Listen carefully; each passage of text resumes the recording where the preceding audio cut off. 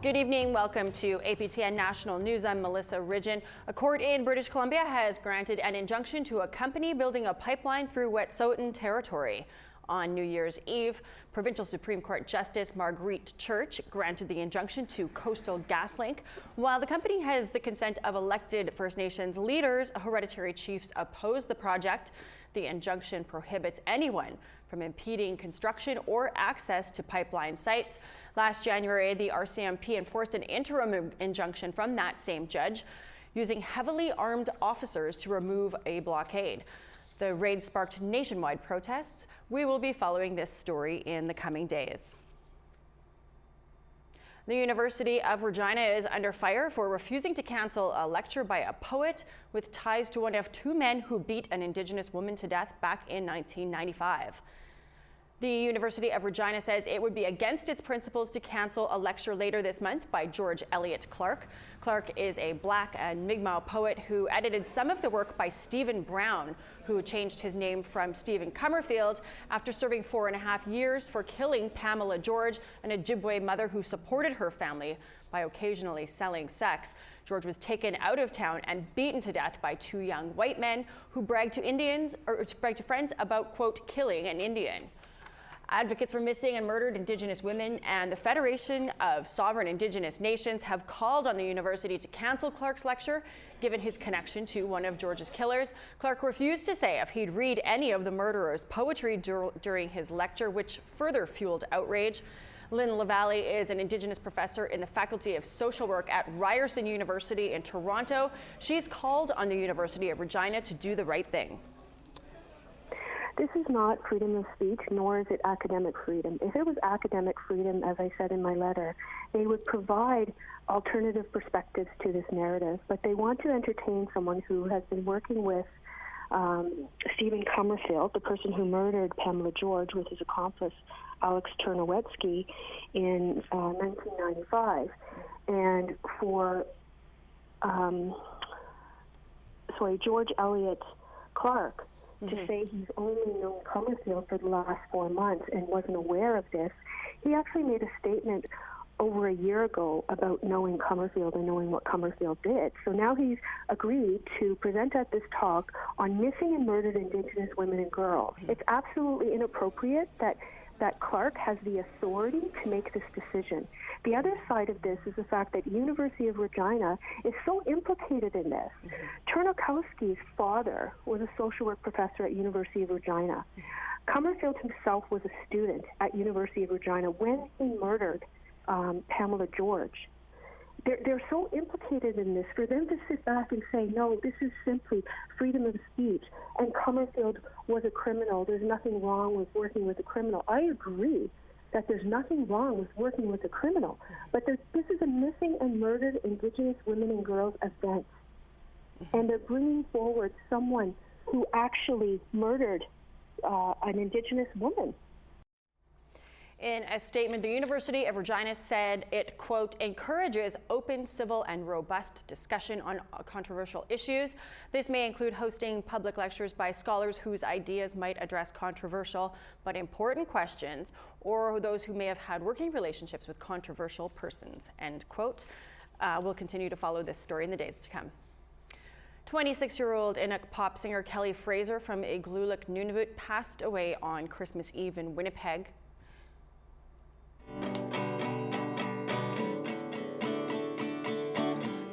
I heard a story about some man coming to our land looking for black gold,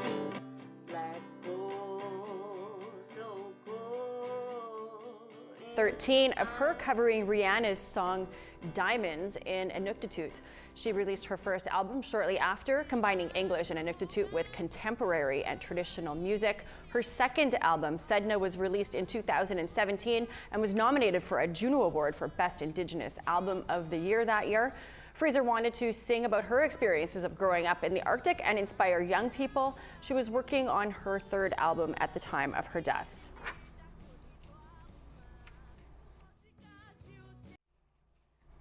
Which is a very unique place to come from, which is the Arctic, and And I wish somebody would kind of talk about it in the kind of music I enjoy.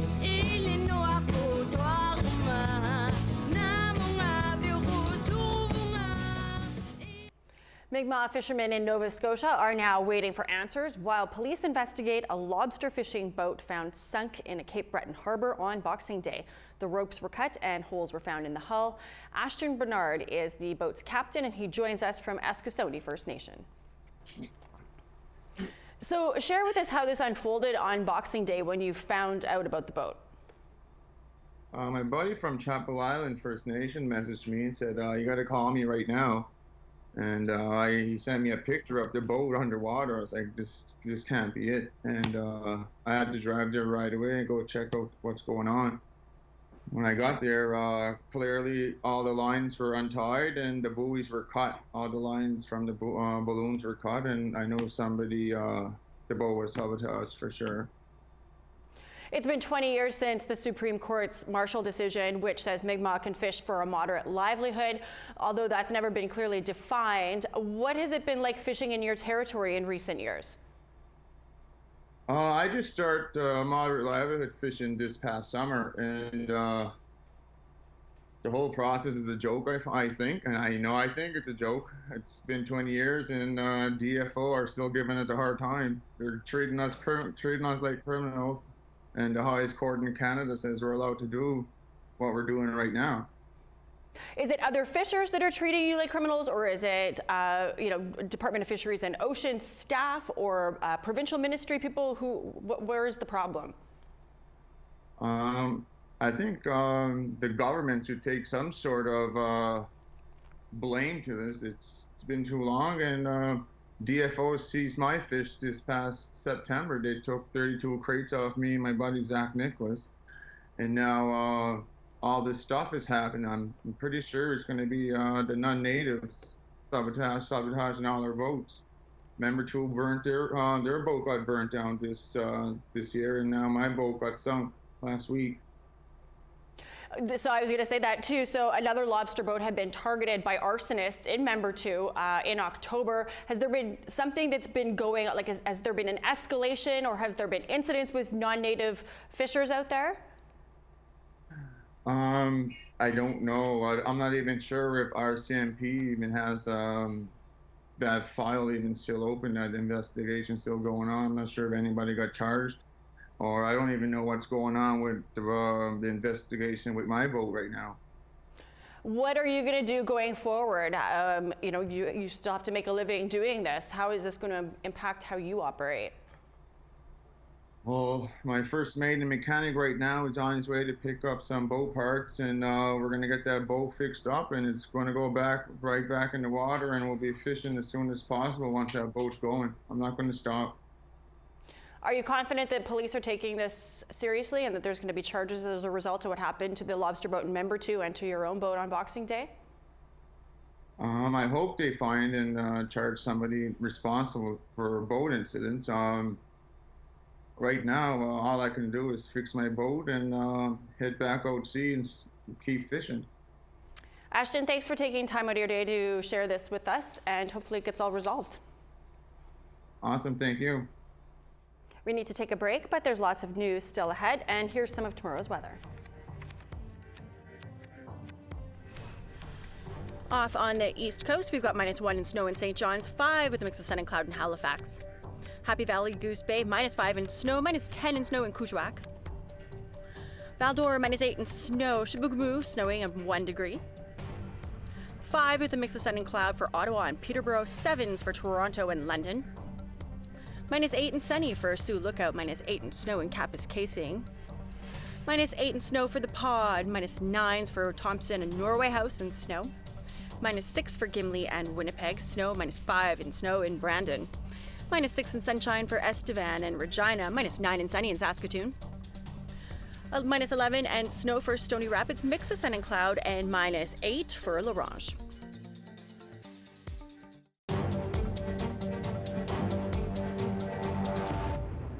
Welcome back.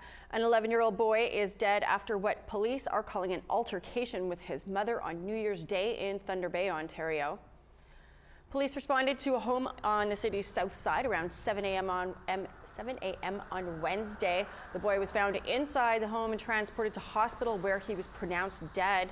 A 59-year-old man was also found injured. He was treated in hospital and has since been released. 34-year-old Courtney Marie LaBelle has been charged with second-degree murder and aggravated assault. She remains in custody and is scheduled to appear in court next week. First Nations in northwestern Ontario are reeling after being hit with at least 7 suicides since the end of November. Member of Provincial Parliament Sol Mamakwa says that 5 of those suicides occurred in the last 2 weeks, including the death of a 15-year-old girl on New Year's Day. There's about 49 First Nations in the Anishinaabe Nation. Many of them are accessible only by plane. Mamakwa says he has visited with some of the affected families. When I visit some of the parents, their question was, anti-Zagan is why? And it's very,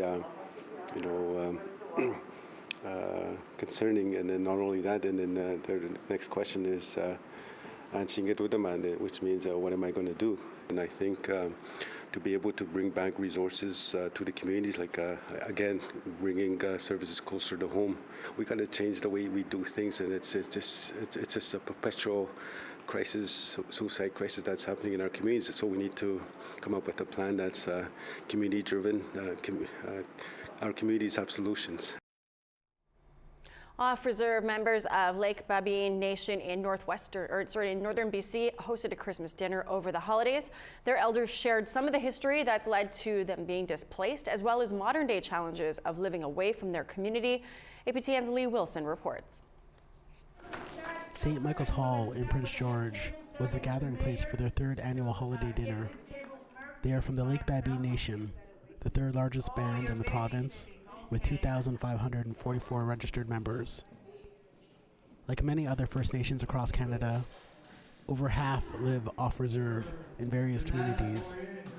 Marianne Poirier is one of the people arranging the event. She shares the importance of being together. Oh, every year it's really fantastic because we do it by donations, and this year has been the biggest. And my commitment to you, Prince George Mayor Lynn Hall was in attendance. He made a commitment to improvements inside of the city. In a recent Prince George homeless study, 79% of the people were of Aboriginal descent. Off-reserve members struggle with the cost of housing as well as finding support services. We always move from place to place, and it's difficult, especially those that have no rental references. They have a hard time. The history of displacement. We could look back at 2 events linked to the Canadian government. Amalgamation of Fort Babine and Old Fort communities, forming Lake Babine Nation, and members being taken to Lejack Residential School or other day schools in the area. In the 50s, when we were taken away to residential school from Nidoat's Old Fort, they came by airplane, and we thought they were big birds. I looked down, I was in this big bird. It was an airplane, because we never seen that before. I saw Mom down there crawling on the ground. I'll never forget that. Dinah Alec remembers her parents grabbing her and her sister, running into the bush to hide from those taking children to residential schools. They remained hidden for 2 months, returning to isolated Old Fort that was never developed. Their family left. I seen my sisters get taken away by the residential school. My mom and dad, they ran with me and my sister. So, and then coming out onto the public land, I had to learn everything. Today, those families no longer return to their community, but face challenges, financially and with health, all while trying to preserve their culture.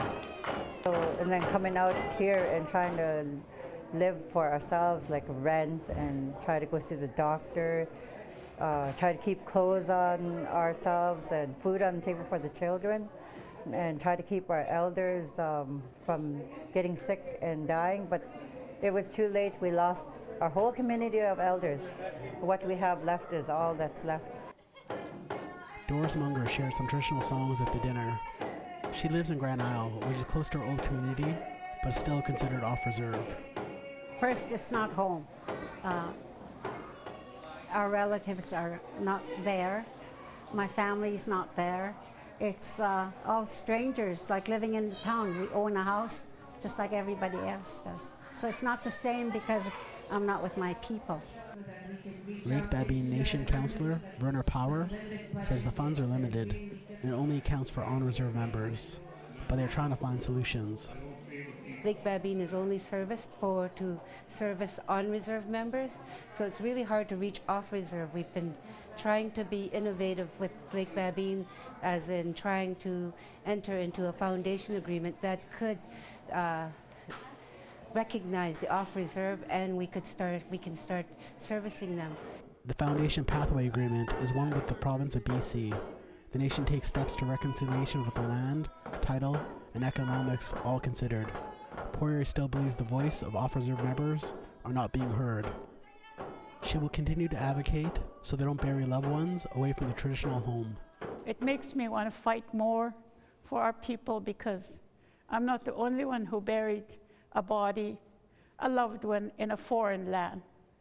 And I guess I think that we are in cultural genocide. Lee Wilson, APTN National News. A church group in the Yukon made sure that inmates there had something to open on Christmas Day. Adopt an Inmate was started after members from the Sacred Heart Cathedral discovered that many inmates at the Whitehorse Correctional Center don't get visitors over the holidays. This year, 48 inmates received gifts like chocolate bars and cheesies, personal hygiene supplies, notepads, and handmade cards. Valerie Royal says that this is a small way to show compassion for others over the holiday season. Everyone deserves to have a holiday time that where they know that they're remembered, that people care, and I think that might just be the thing, that what if that's the thing that changes the path for somebody? Just knowing that a child took the time, decorated a bag, kids came, they filled the bags, people donated to rally around you. A new university course is underway in a northern Saskatchewan community. As APTN's Priscilla Wolf reports, future school teachers in Cumberland House will be well grounded in their Cree language and culture when they graduate. The community of Cumberland House in northern Saskatchewan is running a new education program. It's a 4-year course called the Cree Teachers Education Program. It leads to a degree from the University of Saskatchewan in Saskatoon. Lily Mackay-Carrier is coordinator of the program, which started in September. We want them for all the 4 years. We want them to flourish. We want them to gain as much knowledge as they can. They're in a program, a 4-year education program, which focuses on Indigenous languages and Indigenous studies. Mackay-Carrier says the Cree language and culture builds a strong foundation for these future teachers. At the end of it, they'll be teachers, but they'll be teachers who are prepared to go into the world knowing who they are, where they come from. Donna Carrier is one of the 35 students taking the program. She says she is showing her children the importance of language in teaching Cree children. To show them that I can go back to school and then I'm here every day to drop them off, and I'm here too as well. And I show them that I'm always here for every class. She looks forward to full-time work after graduation. I'm hoping to stay in the community, but if I'm offered a job somewhere else, I will go to the other job. But if I'm offered a job here in the reserve or the town, I'll go. Tanse, Larry Kreitnetis Nigason, we patch kita magusigi sigaw, agota mantuawasis kagi nati wigit. Fellow CTEP student Larry Crate says learning his language and culture is helping him. And then to have more confidence to doing it too, and that's what Lily Mackay-Carrier is teaching us, our instructor in Cree, is that to take pride in your language and to learn it more better. Mackay-Carrier adds the Cree language and culture component of the program will help all 35 students succeed. When they're finished their 4 years and they get their degree, they can go teach anywhere in the world. But wherever they go and teach, they're more informed about the historical timeline of Indigenous people. They're more informed about reclaiming the language as one of the things that people can do to decolonize themselves. Priscilla Wolf, APTN National News, Cumberland House. We need to take another break, but there's still more news ahead, and here's the rest of tomorrow's weather. Starting off in northern Alberta, we got -11 for high level in Fort Chip, -8 in Fort McMurray, -1 with a mix of sun and cloud for Edmonton, +8 and sunshine for Lethbridge, 10 and sunny in Kamloops, 7 and rain in Vancouver, 3 and rain in Prince Rupert, 5 and rain in Prince George, -22 and snow for Beaver Creek, -18 and snow in Mayo, -16 and snow for Wati, -20s for Fort Liard and Trout Lake, -26 in Tuktoyaktuk and snow, -29 clear skies in Sax Harbor, -35 and clear for Repulse Bay, -29 for Baker Lake and Chesterfield, -36 and clear in Igloolik, -38 and snow for Clyde River, and -9 and snow in Pangertung.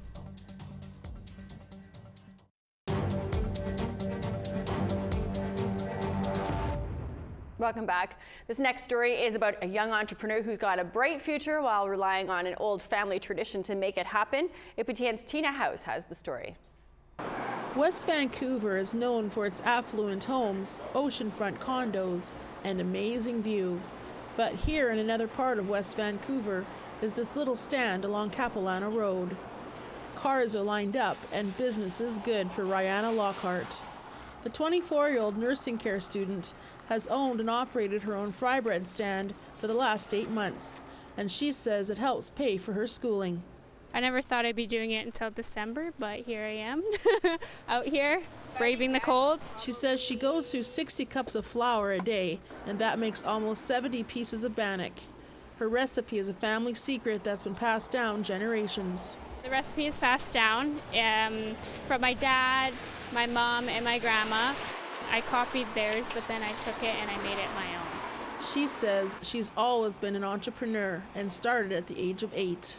Funny story with that, I used to sell rocks as a kid, and my parents were like, what, you just sold rock? My mom actually didn't believe me. She thought I was lying. She thought I took money out of people's houses, but sure enough, we went in, yep, she sold us a rock for $5. So ever since then, I just knew I like selling things. So 2 pieces, that's $5. She's excited about the future. Just expanding, just making everybody love bannock and kind of just bringing that traditional sense to everybody, honestly, is what I hope to happen in the future for this little business of mine. And one piece of bannock at a time, she's making her dreams come true. Tina House, APTN National News, West Vancouver. Because we didn't eat badly enough over Christmas, now we're all craving fry bread. That is your news for this first Thursday of 2020. If you missed anything over the holidays, be sure to visit our website, aptnnews.ca, where you can catch up, or get the APTN News app on your phone to stay connected. I'm Melissa Ridgen, and I'll see you back here tomorrow with more Indigenous news. Until then, have a great night.